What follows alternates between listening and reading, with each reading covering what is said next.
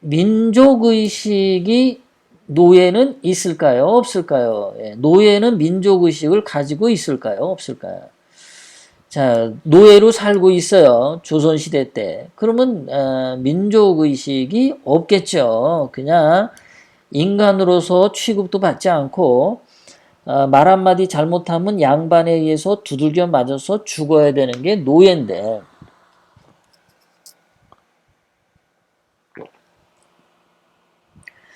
그 의식이라고 하는 것은 개인의 인권이 존중될 때 의식이 나오죠. 노예는 인간으로 취급받지 않기 때문에, 노예는 재산도 가질 수 없기 때문에, 노예는 결혼도 마음대로 할 수 없기 때문에, 노예는 의식을 가질 수가 없어요. 생각이 있을 수가 없습니다. 그러니까 이 조선시대 때 노예들이 어떻게 보면은 뭐 의병 같은 거 할 때 참여 안 할 가능성이 많죠. 뭐 양반이 시키면 나가고 그냥 그 정도죠. 어쨌든 조선시대 노예들은 민족의식이 없었다라는 걸 전제로 하고 보면요. 자, 제임스 팔레 이런 서양 학자는 조선은 노예제 사회였다. 조선 인구의 거의 절반이 노예였다고 하죠. 그러니까 조선이라는 나라가 일본한테 침략당할 때 뭐 일본에게 항거하겠다, 뭐 의병을 일으키겠다, 이거는 노예들한테 기대할 바가 없습니다.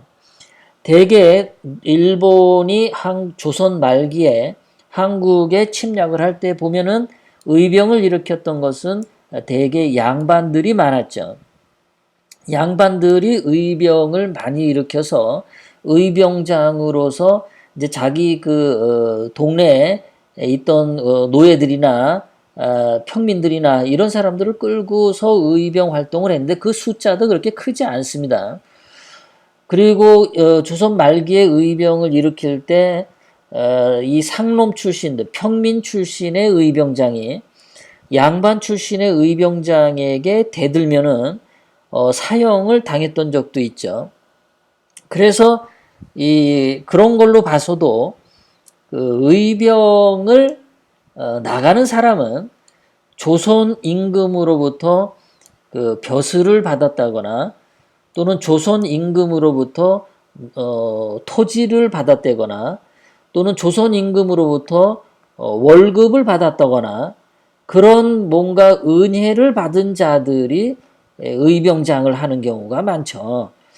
조선 임금으로부터 맨날 매나 맞고 동네 양반들한테 맨날 인격적인 억압을 받고 그 동네 양반들한테 자기 마누라를 뺏기고 이런 노예들은 일본이 쳐들어왔다고 해서 양반들이 죽으면 오히려 더 기뻐했겠죠.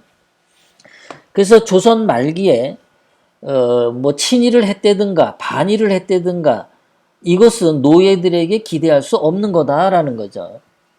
자, 노예라는 상태가 돈을 모을 수는 있지만 주인이 언제든지 빼앗아 갈 수도 있어요. 그러니까 양반들을 좋아하지 않았겠죠. 당연히.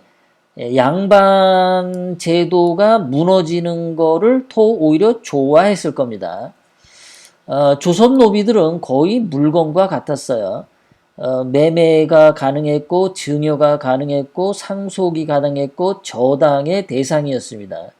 이런 물건과 같은 노예들이 조선을 위해서 무슨 의병을 일으킨다. 이거는 그런 걸 기대하는 놈들은 도둑놈들입니다. 그러니까 이런 사람들이 뭐 친일을 한다, 반일을 한다, 이거 기대할 것도 없다라는 거죠. 그리고 이러한 노예제가 언제, 조선의 신분제도가 언제 없어졌냐면은 그 갑오개혁 1894년 갑오개혁을 거쳐 법적으로 폐지되었고 최종적인 거는 일제시대 때 신분제도가 없어졌어요. 그러니까 신분제도가 없어졌을 때 이 노비 출신의 사람들은 박수치면서 환영을 했겠죠. 그러니까 지금 보면은 일본이 점령을 해서 그 조선을 지배를 할 때 이 노비 출신의, 그러니까 조선의 인구의 절반에 해당되는 사람들은 일본인들을 좋아할 수밖에 없었을 거다. 왜냐하면 자기 위에 양반이라는 제도를 없애줬기 때문에. 예. 그러니까 일제시대 때의 조선인들은 한마음 한뜻으로 반일하는 마음이 갖도록 요구하는 것은 굉장히 현실을 무시하는 거죠. 그리고 이 일제시대 때도 양반들이 땅을 가지고 있던 자들은 자기 땅에서 나오는 소출을 일본에다가 수출해서 돈을 벌 수도 있었습니다.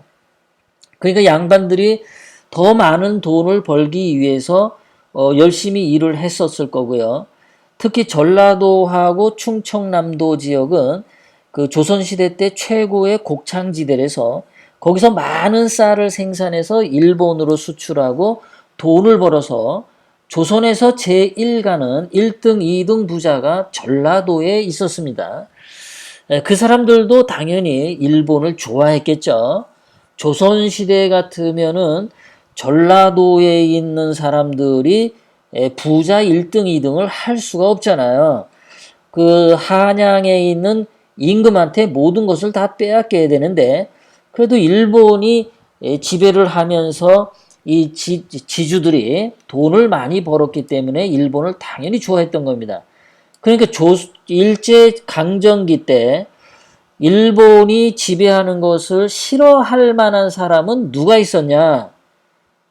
굉장히 극소수라는 거죠. 지금 뭐 민주당에 있는 애들 보면 얘네들 아버지들이 전부 다 일제시대 때 한자리하고 친일했던 애들이 굉장히 많잖아요. 지네 아버지들이 친일하고 지네 할아버지가 친일했는데 자기네들 거를 먼저 자기네 할아버지를 청산하거나 자기 아버지를 청산해야 되는데 얘네들이 자기네 집구석은 친일 집구석이면서 그 국민들을 선동하려고 자꾸 친일 반일 이딴 거를 떠들죠. 실질적으로 일제시대 때에는 친일을 한다는 거에 대해서 그게 그렇게 죄가 되는 상태가 아니었다라는 거. 그 당시 신분 제도를 통해서 오히려 일본의 지배를 즐거워하는 사람들이 많았다라는 거. 노비 출신도 그랬고 지주들도 돈을 더 많이 받아서 그랬다라는 거죠. 그것이 조선의 일제시대의 실상입니다. 솔직히 말해서. 뭐 맨날 뭐 일본 사람들이 채찍질 해가지고 한국 사람들 죽이고 그러는 거 뭐 거의 없잖아요. 일본 사람들이 36년 동안 조선을 지배하면서 이 조선 땅에서 학살당한 사람들이 없잖아요. 독립운동한다고 고문받고 그렇게 해서 돌아가신 분들은 계시지만은 그냥 막 어느 마을 가가지고 한 지방 사람을 10만 명씩 학살하고 그런 적 없다고요. 그런데 이 빨갱이들, 김일성, 김정일, 김정은, 이 북한 빨갱이 놈들은 늘 대한민국의 국민들을 죽일 생각밖에 안 하죠. 그러니까 지금 일본보다 북한 김정은이가 더 나쁜 놈인데 이 친일파 후의 민주당 놈들은 그런 거 생각 안 하죠. 그냥 정치적으로 자기네들이 뭔가 이득을 취할 수만 있다면 그냥 반일 선동하고 나라를 지금 굉장히 혼란스럽게 끌고 가죠. 자, 그 당시에 조선의 망국 원인이 뭐냐? 그 황현이라고 하는 전라도 양반이 뭐라고 얘기를 했냐면 무능하고 부패한 조선 왕실과 그 조정 대신들의 비행 이 자들 때문에 나라가 망했다 이렇게 얘기하고 있잖아요. 자, 그러면은 매천 황현이 전라도 양반인데 이 사람은 조선의 왕들 때문에 조선의 양반들 때문에 조선이 망했다라고 얘기를 하는데 이러한 부분에 대해서 지금 민주당 좌파들은요. 조선 왕을 절대 비난하지 않습니다. 저는 이 그 좌파들이 왜 고종을 비난 안 하는지 몰라요. 고종 욕 안 합니다. 이 민주당 좌파들은. 그리고 민비도 욕을 안 해요.